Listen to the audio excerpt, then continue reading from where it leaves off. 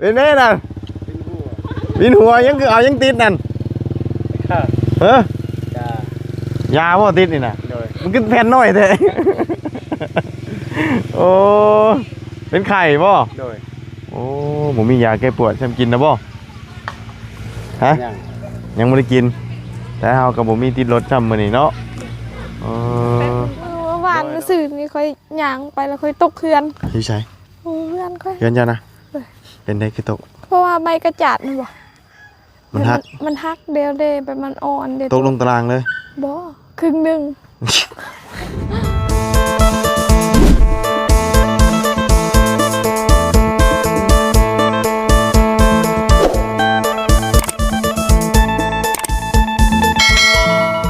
เอามามื้อนี้ว่ายิ้มเป้ยเนาะบัดทางนั้นบัดยังคือเสริมซักคิ้วมาบ่น่ะบ่ซักคิ้วมาบ่โอ้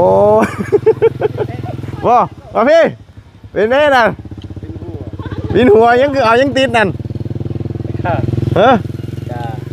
ยาบ่ติดนี่นะมันขึ้นแผ่นน้อยแท้โอ้เป็นไข่บ่โอ้ผมมียาแก้ปวดฉันกินนะบ่ฮะยังไม่ได้กินแต่เฮากับผมมีติดรถจำมื้อนี้เนาะโดยไข่จักมื้อแหละ3 มื้อแหละ3 มื้อแหละบ่ได้ไปเวียกแล้วเสียเนาะบ่ได้ไปแล้วเจ้าไปเฮ็ดเวียกอันอยู่พุ่นบ่นั่นแหละอันโรงงานอันดำๆบ่นั่นแหละมันยังบงเลยโอ้คนกลุ่มเลยเนาะนั่นแหละบ่ได้ไปก็ขาดได้นี่เนาะนั่นแหละติดอันนี้อยู่กี่ว่าเราซักคิ้วมานะเนาะหานอนพักผ่อนนั่นแหละฉันเนาะนั่นแหละไปใช้บ่ได้พี่น้องเอ้ยเป็นไข้เป็นหนาวเราก็ได้ไปสหานอนพักผ่อนเด้อมาบุญกับบ่มียาติดรถซ้ำเนาะเขามาสิให้เรากินกันแต่เก่ามีอยู่กินเบิดแล้วเฮาก็ได้เนาะใจหลายเด้อโดยอยู่ดีมีแฮงชาวไว้เด้อโดยพักจ้ะเนาะเอาพี่น้องคุ้มผ้าคุ้มฝนมาแล้วเนาะกินนี่ฝนตกยิไปปล่อยเนาะเป็นจังไดทั้งนี้กะเนาะยังคือเก่าคือเดิมพี่น้องเอ้ยเนาะยังบ่มียังมาเพิ่มเติมเนาะเอาทักทายสบายดีนะสวัสดีพี่น้องกันเบิดสู่คู่สู่คนเนาะเอาเมื่อกี้นี่เห็นยิ้มเปื่อยๆเนาะยิ้มจนว่าหมุบเลยเมื่อกี้นี่เนาะเป็นจังไดคือยิ้มเป๊ะยิ้มเป็นแท้นี่มีโทรศัพท์ใหม่โทรศัพท์ใหม่ด้วยว้าวตุ๊พอจังหวะยิ้มดีใจเนาะด้วยเอาเนาะมีแฮงไปอะไรเสียหยาเสียให้เสียชวนนะบัดนี้แม่นเนาะไปเสียยาก็มีกำลังใจเวลาจะเสียยาปุ๊บลิ้นโทรศัพท์ว้าวโดยอันนี้ทันเมื่อไปกับบุผู้เช็ดยังโดยมาพี่ฉันเนาะโดยขักกะลีนี่เนาะไปนั่งเนาะเนาะนั่งอยู่เสาแล้วก่อนพี่น้องเลยโดยเนาะค่อยๆย่างเด้อย่างแล้วนี่มันกระเริงงับนี่บ่ได้ได้นี่เนาะโดยสบายดีเด้อพี่น้องเนาะพ่อกันอยู่เพื่อนน้องป๊อปมื้อนี้เนาะไปใช้มามื้อนี้ไปเสียยาคือเก่าเสียยาคือเก่าเอาคือยังบ่ได้จักเทื่อบ่แล้วมีส่วนนึงเด้หลายดีนะแม่แบบส่วนจังนี่มัน66หลายแล้วแบบโฮเซียมือนึงมันประมาณได้2-3แถวซื่อมีน้ำบ่มีน้ำมันก็เจ็บมันได้มีเดินน้ำยังคืองูบ่ยังอันบ่ฮู้คือกันแต่ภาษาค่อยเอิ้นว่าสิเลียใต้สิเลียใต้เลยเฉลียก็คือแบบอันนั้นเด้มันเป็นเขาเอิ้นว่าแนวใดคือกับแม่ต้นวายนี่เลยมันมียังก็ไม่จักคือกันเขาเอิ้นว่าอีหยังหั่นที่อยู่ต้นวายหั่นเด้โดยเนาะยังอีกจังมื้อสิแล้วยังหลายเติบเนาะประมาณ 2-3 อาทิตย์พุ่น 2-3 อาทิตย์โดยก็หลายเป็นเดือนบ่ได้ซะเนาะ 2-3 อาทิตย์ก็ได้ทำเบาได้นี่พี่น้องเอ้ยโดย2-3 อาทิตย์จังแล้วหันก็ยังแบบบ่ได้อันนั้นหลายเด้มันยังน้อยๆแต่ว่าเฮาก็ค่อยๆเสียไปเห็นอันเฮาท่ามันใหญ่แล้วแบบนี้เฮาเสียบ่ทันแต่เดี๋ยวนี้มันก็ยังหลายอยู่แล้วมันเต็มแฮงไปจักคนแต่ละมื้อเรียน3 คน3 3 บาง คน มื้อก็เอาแฮงก็หลายอยู่แต่บางมื้อบ่ได้เอาแฮงก็ไป3คนแม่ค่อยแล้วกับน้องสาวค่อย อืมแม่ย่าแม่ตู้บ่ได้ไปนำบ่ แม่ตู้ก็ไปเสียของแม่ตู้ตัว ของเราต่างหากบ่ โดย อ๋อ ของเราสิเฮ็ดนํกันเพราะว่าเพิ่นอยู่นำหน้าบ่าวค่อยเด้เพิ่นก็ไปเสียหญ้าหน้าบ่าวค่อย เฮ็ดนำกันบ่ได้เนาะ โดย ถ้าคือเราอยู่ผู้เดียวนี่เฮ็ดนำกันอยู่เนาะ โดย อ๋อ เพราะว่าเพิ่นอยู่กินน้ำหน้าบ่าวเด้ โดย โดย คำว่าคือเพิ่นบ่ได้อยู่นำนาบ่าวอยู่นำแม่เจ้าสิกะเฮ็ดนำกันเนาะ โดยเฮ็ดนํกันถึงเพิ่นสิบ่เฮ็ดแต่ก็บ่เป็นหยังเฮ็ดเพราะว่าเพิ่นก็เฒ่าแล้วเด้ เพิ่นเฒ่าเพิ่นอยู่นำเฮาเลี้ยงว่าซั่นๆเนาะ โดยแต่ว่าเพิ่นยังอยากอยู่น้ำหน้าบ่าวเด้แต่แบบเพิ่นบ่อยากทิ้งลูกอันนี้เขาเจ้าก็บ่ได้ให้เพิ่นเฮ็ดคือกันแต่ว่าเพิ่น แต่ว่าผู้เฒ่า แม่ ในนี่ โดยเพราะว่า เพิ่น ให้บ่ได้ไกลเด้ แม่นผู้เฒ่าสมัยแต่ก่อนนี่เพิ่นจะเฮ็ดเวียกนะ แม่น เพิ่นบ่คือสมัยนี้นะ โดย ผู้เฒ่าสมัยก่อนนี่อยู่ซื่อๆบ่เป็นเพิ่นเคยเฮ็ดนะ แม่นกินอยู่เฮือนนี่เพิ่นก็สิ อืม กวาดเฮือนกวาดหยังจังซี่แล้วบาง แม่น มื้อเพิ่นก็ไปหาน้ำหมอกน้ำไม้เฮาบ่ให้ไปเพิ่นก็ไป คือว่าไงลูกหลานนี่บ่อยากเฮ็ดบ่อยากให้เฮ็ดแต่ว่าก็ต้อง โดย เฮ็ดอันนะอันเพิ่น แม่ จะเฮ็ดเองเพิ่นเนาะ โดย เฮ็ดก๊อกๆแก๊กๆไปว่าไงเพิ่นอยู่ซื่อๆเพิ่นก็เบื่อๆนะ แม่นเพราะว่าเพิ่นเฮ็ดก็บ่ได้ร้ายแต่ว่าเพิ่นก็เมื่อยเห็นบ่เพราะว่าเพิ่นเฒ่าแล้วเด้ แน่เนาะเนาะถือว่ากลับมาจากอันว่าเสียหยามมาพ่อประตูนเซอร์ไพรส์โทรศัพท์บ่ โดยยังบ่กินข้าวซ้ำแต่ก็อิ่มแล้ว หาย ที่แรกว่าจะกินข้าวบ่ โดยว่าสิแกงหน่อไม้กินข้าว แกงนะ ยังหากะอุ่นซื่อๆอาจสิหย่าค่อยแกงเดี๋ยวนี้นะเมื่อติดีใจได้โทรศัพท์ใหม่แล้วบ่เฮ็ดอิหยังเลย เครื่องเก่าได้สับบัดนี่ เครื่องเก่ายังไปซ้อมอยู่ แปลงอยู่ใช่ อยู่เวียดพุ่นน่ะ แปลงอยู่นี่บ่ได้บ่อยู่ ได้ บ้านเนาะ แต่มันไหวโพดเด้เฮาบ่มีเงินไปเอาเห็น อันนั้นอาศัยมันไกล โดย บ่มีเงินไปเอากับป้าไปหั่น เพราะว่าทางนาบ่าวเขาฮู้จักนำเด้แล้วเพิ่นก็บอกว่าฝากอยู่หันก่อนก็ได้แล้วมีแต่ อืม น้องเขาอีกสิไทยหันเพิ่นมีเงิน ๆ เพราะว่าข่อยบ่มีเงินคือกัน จักแสนมัน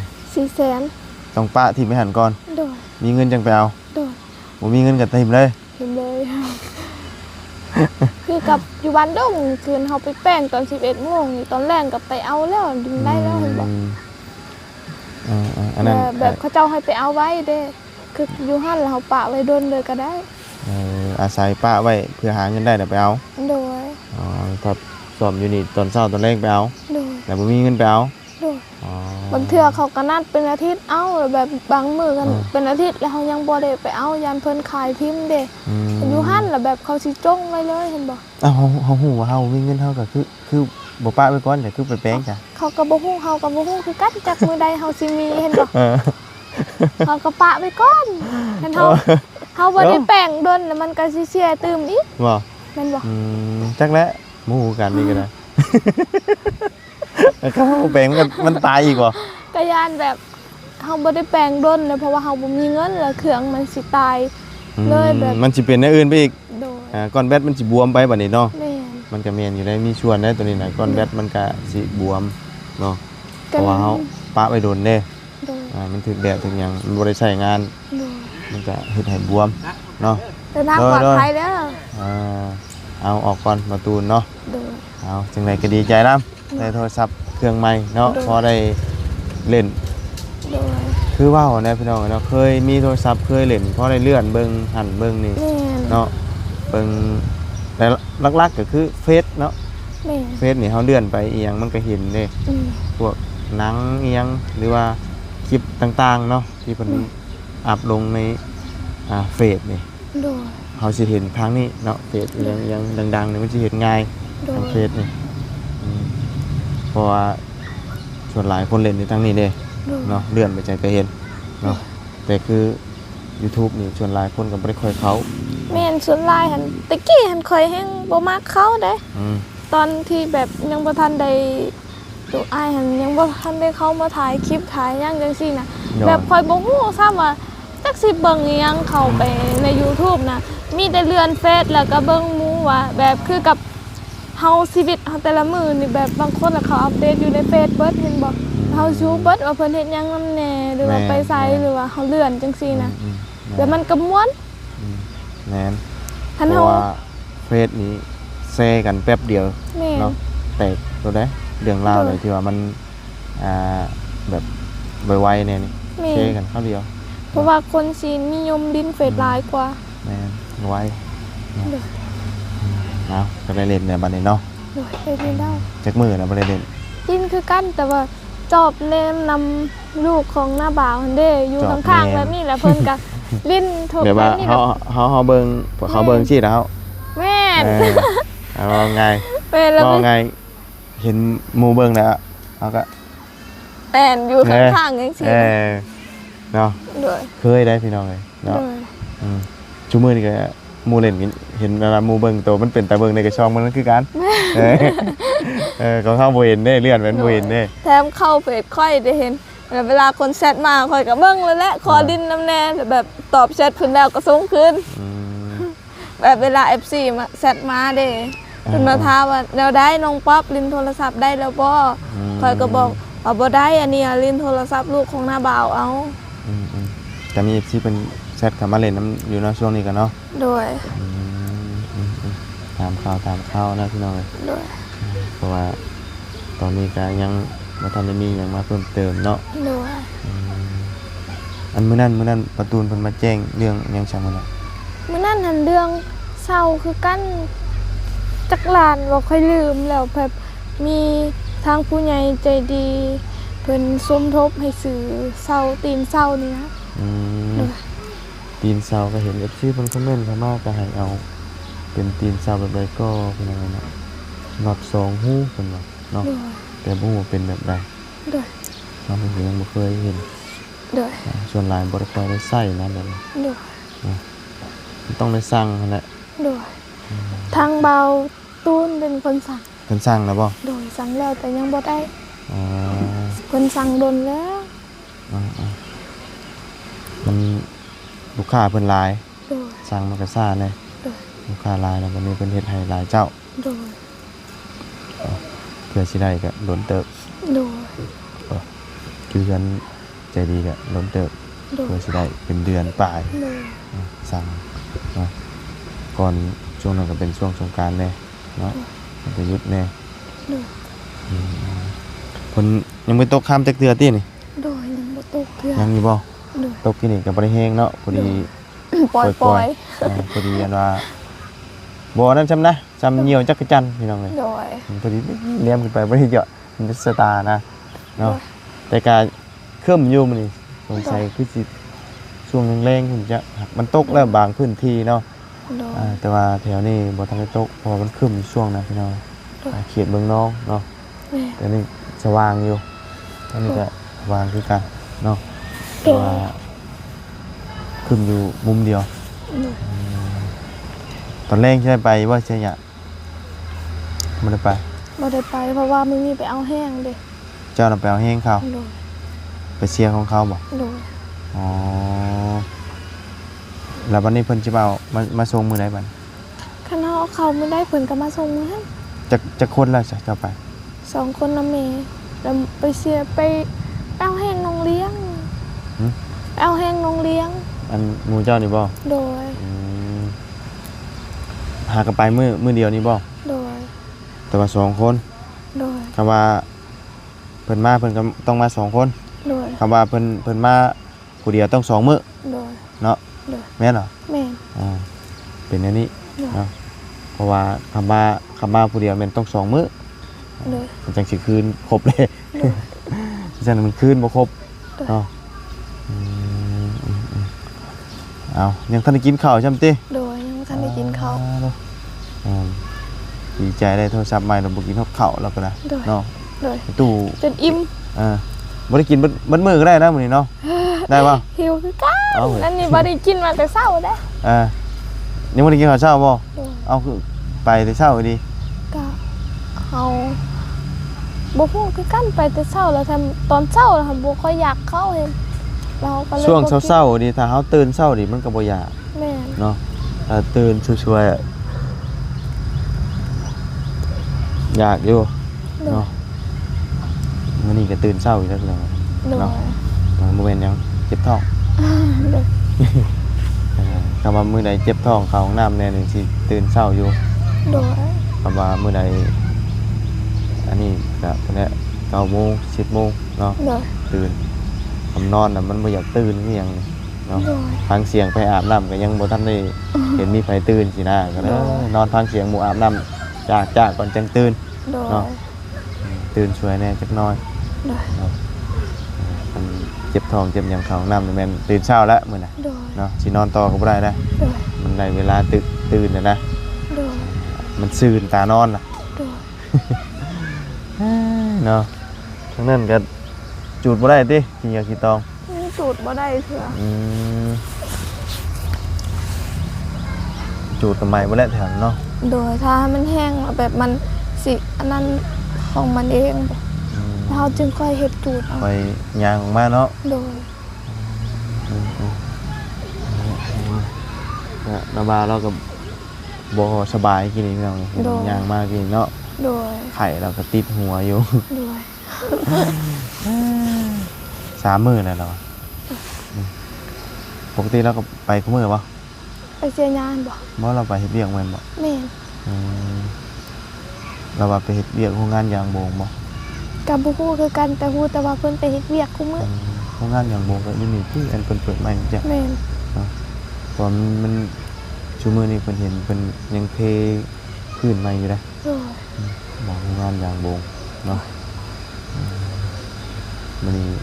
บ่ได้ไปแล้วอะ โดย ติดอยู่พี่ว่านี่น้อยเองพี่น้อง แม่น เนาะ เคยก็เงินอีหลีจักสิติดเฮ็ดหยัง แผ่นใหญ่แล้วก็บ่มีบ่เราตัดเอาบ่ เพิ่นตัดเอา ตัดเอา โดย เนาะ ติดซำนั้นมันสิมี มันมีสิเด้อยาง ก็ เนาะ บ่มีเงินเด้เนาะ นี่น้อยติ โดยแต่เขาก็ใส่ลายมือ จงไว้ใช้หลายมื้อ โดยค่อยก็เคยคือกัน เอ่อประหยัดใช้แล้วเนาะ โดยประหยัด ว่าง่ายเอาความหอมมันหน่อยๆหนึงซื่อนะพอได้ โดย ติดมันบ่ได้อันน่ะซึมซับดูดอันน่ะความร้อนออกมาหรอกจำนะ โดยแต่บางคนเขาติดบักลายๆเฮาว่าเสียดาย อืม เขาบ่มีเงินเด้ มันมีชื่อเนาะ โดยแผ่นหนึงใส่2-3เทื่อเอานะ โดย โดย จังหน่อยก็ฝนเทลงมาเลยนี่ โดย เนาะยืนก็ไปแต่เช้าคือเก่าเนาะ โดยก็สิเศร้าคือเก่าแต่ว่าถ้าไปมันเฮาก็ดีใจเพราะว่ามันอยู่หั่นว่ามันงามแฮงงามแฮง ของเจ้านะ โดย งามบ่นี่ งาม เออ ประมาณใหญ่ซำนี้แล้วมันสูงอ่ะ ใบยังก็งาม โดย บ่ได้ขี้ได้ บ่ได้คิดลายเขียวกะจิ ดูคักเอ้ยเนาะ โดย ปีหน้าจะว่าได้ลายจักเนาะหัวมันตึง หน้า ถ้ามันบ่เน่าเนาะ โดยหน้าเราไปเบิ่งนั่นเด้อ โดย โดย มันนี่ก็คำว่าฝนตกดีๆดอกก็แม่นเน่าในหัวมันเนาะ โดยหนาวแต่เราดูช่วงนี้แบบหันยังบ่ทันได้เป็นแบบเป็นหมากเลยยังบ่ทันเป็นหัวเฮ็ดหัวน้อยๆแล้วแบบคันฝนตกตลอดแล้วแบบมันงามเห็นแต่ถ้าฝนตกช่วงแบบหัวใหญ่แล้วเด้แล้วบัดนี้แล้วมันสิหนาวแต่นี่แบบมันยังเจริญเด้มันกำลังงาม มัน เด้ ก็บ่เน่าเนาะ แม่นแห้งงามเหมือนฝนตกคู่มือแห้งมันงาม โดย โอ้ย เอาซะเนาะจังไดก็ติดตามไปนำกันอีกคือเก่าพี่น้องเนาะก็มื้อใดจะเพิ่นสิมาส่งใหม่ ก็ยังบ่ฮู้คือกัน ส่งใหม่ NC8 นั่นแหละ โดยแม่48แล้วกับเสาตัวนี้นำ สรุปแล้วเปลี่ยนบ่ เปลี่ยนเพราะว่าทางบ่บุญบอกว่าสิเปลี่ยน เออ เพราะว่ามันบ่งามเด้ โดย แต่ว่าเจ้าว่าบ่เปลี่ยนน่ะคือแบบว่ามันหลายเทื่อแล้วเนาะ โดย มันหลายเทื่อแล้วก็เลยแบบว่าตัดสินใจเอา โดย แต่ว่ามันก็บ่งามคือว่าหั่นแล้วมันตัวนี้ก็แตกมันนั่นก็แตก แตกหมดเลยต้นสุดเลยนะตัวนี้ นั่นแหละเพิ่นว่าหาให้ก็เฮาก็เอา โดย ตัวใหม่เนาะ โดย เพราะว่าไม้เจ้านี่เฮาก็ตั้งแต่เฮ็ดมานะเอาน้ำเพิ่นประจำเด้ โดย มีแต่เจ้าเดียวนี่ไม้มีเจ้าเดียวนี่เฮ็ดเฮือนดังใดก็สร้างไม้น้ำเพิ่น โดย เนาะเพราะว่าเอาน้ำตลอดนะ โดย บ่ได้ว่าเอาเทื่อหนึงเทื่อเดียวเนาะ โดย มันก็หลาย10หลังคาเลยหลายหลังคาเฮือนนะที่ว่าเอาเรานี่ โดย เหมือนชาวปลายเลยจ้ะ โดย ความบ่กลัวลายเลยนะเนาะเฮ็ดแต่ละหลังก็เอาไปเจ้านี่ เติบ อ่ะ โดย นั่นแหละเพิ่นก็เลยต้องเปลี่ยนให้ โดย เนาะแต่บ่เปลี่ยนก็คือว่านะมันก็จะเสียลูกค้าแน่ โดย เพิ่นก็เคยได้น้ำเฮาก็เคยอันน่ะสั่งน้ำเพิ่นใช่นะ โดย เนาะสิเปลี่ยนแต่บ่ฮู้ว่ามื้อใดเพิ่นสิมาอันนั้นบัดนี้ โดยเพิ่นว่าสิมาส่งทางบ่บุญบอกว่าเพิ่นสิมาส่งพร้อมกับไม้48เลยบ่ อืมเนาะแต่รอเนาะ โดย รอเบิ่ง โดย รอไปเรื่อยๆพี่น้อง โดย เนาะสำหรับน้องป๊อบก็ยังบ่มีความเคลื่อนไหวที่ว่าสิได้ยุกสิได้ย่อพี่น้องเนาะ โดย มีแต่เป็นสาวนอนรอ โด เนาะ ย นอนรอถ่าสิลุกยืนพี่น้อง โดย แต่ว่าจักยามใดเนาะ โดย เป็นจังได๋จ้ะพี่น้อง โด เนาะ ย มันยังบ่มีมา โดย มีมาก็มีแต่หาแนวปกไว้แหละบัดนี้ โดย แนวปกไว้มันดอก มื้อหน้าก่อนได้ถ้าให้น้องสาวนะน้องสายคอยเมื่อก่อนแล้วให้เพิ่นย่อซอยเด้เดี๋ยวนี้เราบ่มีคนย่อ ทางเมืองใหม่อันน่ะอัน48มาก่อนก็ได้ โดย เอาจังหาอหยังมาปกพร้อมกันเลย โดย เนาะพ โด อย มันบ่อันนั้นเด้พอมันบ่เปียก แม่ มันจังบ่ดอกไว้ โดย เพราะว่ามันก็ฝนลงมานี่เดือนสิมานี่ฝนนี่น่าจะมาอยู่เดือนนี้มันเป็น8 2ฝนนี่ชื่อได้นี่ โดย มันได้ค่อยมีฝนปานใด โดย เนาะมาทั้งนี้รู้สึกว่าบ่เห็นเขาเห็นหยังเมื่อบ้านนี่เพิ่นหวานเขาเขียวเบิดแหละดำนา อันนี้เขาสิบ่ได้เฮ็ด อืม หน้าเด้เขามีแต่มันเห็นบ่ แม่นมีแต่ ไป มัน ใส่ก็มีแต่สวนมัน ทางพุ่นก็มีอยู่แต่ว่ามีก็บ่หลายส่วนมัน แม่น เนาะส่วนหลายมีแต่นา โดย ทางนี้นี่มันเป็นหลักเนาะ โดย มีแต่มันทาง โดยนาก็มีอยู่แต่ว่าบ่หลาย มั คื น อ บ่ กับ หลาย โดย อยู่พุ่นนาเลยแหละเนาะเฮ็ดนากินข้าว โดย เนาะถ้าขายก็บ่ได้ราคาโลละ 6-7,000 กีบ โดยแค่เอาขึ้นอยู่นี่มีแพงแพงเขาเจ้าขายนะบางสอบมันสอบหนึ่งหัน2,900 2,700พุ่นนะ อืม ข้าวเปลือกเลย นั่นก็เขาวเปลือกขนาดโลละ 7,000 ขายช่วงวังหนึงนี่ โดย แต่บ่ฮู้ว่าตอนนี้โลเท่าไหร่ โดย แต่ว่าเฮ็ดนี่ลงทุนหลายอยู่เด้เฮ็ดนานี่ โดย น้ำมันน้ำมันเนาะ โดย ค่าแห้งอย่างนี้เฉลี่ยใช่แล้วแต่ว่า โดย เฮ็ดนาขายนะบ่คุ้ม โดย ราคานี่ถ้าว่าเฮ็ดกินน่ะโอเคอยู่เนาะ โดย ถ้าคนใดสิเฮ็ดนาขายอะนะบ่ได้ซ้ำเนาะน้ำมันเอาเบิ่งก่อนเด้งออกได้จ้ะโอ้ยหมดแต่ว่าพี่น้องเอ้ย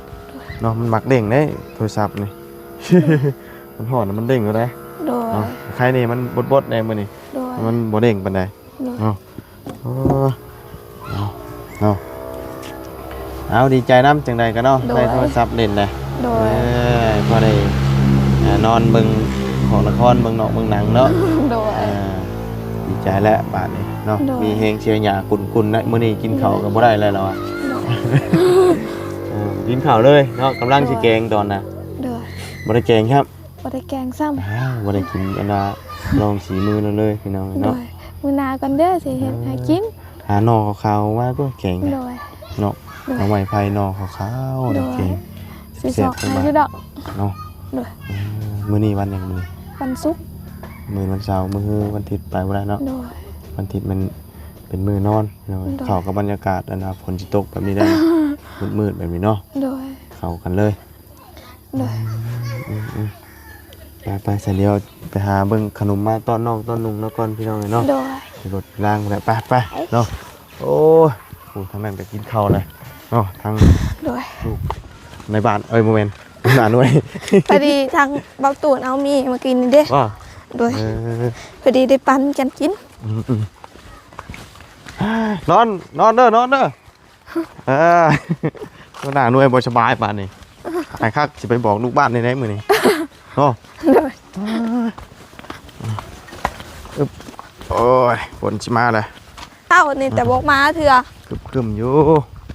ตก ค่อย ยิๆหน่อยหนึงกินนี่พี่น้องเอ้ย ค่อยคิดว่าฝนสิตก อ๋อเฮือนหลังนี้เป็นเฮ็ดต่อนี่ยาวดีเนาะ โดย เฮ็ดแล้วแหละเฮ็ดบนเครื่องบนไฟเพิ่นน่ะ กว่าเหือนค่อยอยู่อีก เนาะ เหือนครัวเพิ่นนะ ยาวโอ้ เมื่อวานซื่อนี่ค่อยย่างไปแล้วค่อยตกเหือน อยู่ไส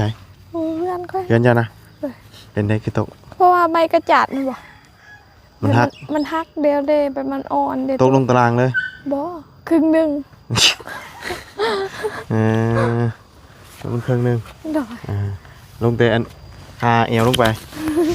ข้าง ขาอันเดียว ข้างขาหนึง โดย จะมันเป็นตกตุยเลยเนาะ โดย โอ้แห้งเหมือนกันเอาเบิ้งใช่ไหมฝั่งนั้นเอาใจเด้อ น้องชุนุงกินเด้อ โดย เนาะ โดย เดี๋ยวโทรศัพท์ใหม่ลำบากนี่ โดย เนาะ โดย ใจน้ำดีใจน้ โดย ำเนาะยังเดือดแต่เฮือนเป็นซ่านมานี่ โดย จักเมื่อไหร่ที่ได้ใหม่คือหลังนี่เนาะ โดย ลามในหลังนี่เนาะ โดย สวยงาม งามบ่งามก็ซอกเบิ่งกูว่า แต่ติคอยนะเนาะ โดย แต่เอ็บ แม่น วางแบบนี้ได้พี่น้องเลย แม่นบางเทื่อเพิ่นก็เอิ้นนะมากินส้มนํกันเด้อกินแล้วแหละเฮาแฮงอยากขึ้นไปเบิ่ง เพิ่นอยู่กันจะคนหลังนี่ ประมาณ2คนบ่เพราะว่า2ผู้เมียเด้แล้วก็มีลูกอีกประมาณจักคน2คนคือกันลูกเพิ่นน่ะยังน้อย ยังน้อยอยู่ โดย เลยไปซะจังใดก็ออกก่อนเด้อ โดยขอบใจเด้อขอให้พระเจ้าอวยพรให้เดินทางปลอดภัยเด้อ เดี๋ยวมื้อหน้ามากินแกงหน่อไม้ขาวๆน้ำเด้อ โดย อยู่ดีมีแห้งเนาะไปซะลมห่วยๆมาแล้วจังหน่อยฝนตกมานี่โอ้ยพี่น้องเอ้ยผู้เนาะกำลังเลยได้นี่ไปเด้อเดี๋ยวมาหาน้องป๊อปใหม่พี่น้องเอ้ยจังหน่อยเนาะป้าไปแล้วสบายดีพี่น้องกับเบิดสุขุสุคนเนาะบ๊ายบายเด้อฝนสิมาเลย